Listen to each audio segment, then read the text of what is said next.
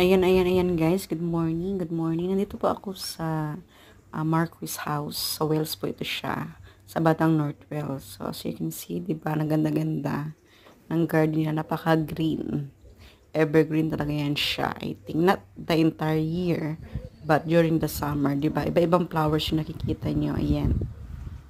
Tingnan nyo naman. Maganda siya. Yan yung house, yung main house, yung nakikita nyo. At may little pan dyan sa gitna ng garden nila. Meron siyang mga decoration above. Ganyan, di ba? Worth the visit talaga siya, guys, for the day.